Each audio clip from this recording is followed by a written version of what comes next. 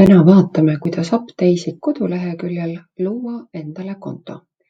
Selleks on sul 2 võimalust.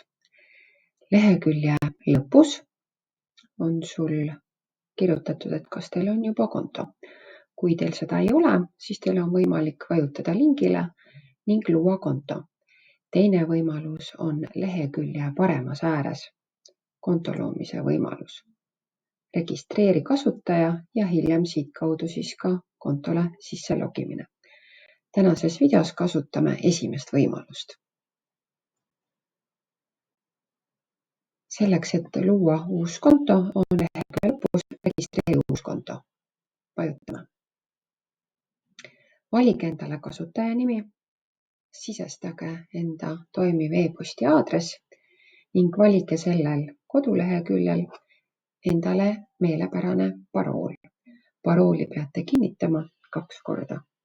Kui te olete väljad ära täitnud, siis vajutage registreerige nuppu.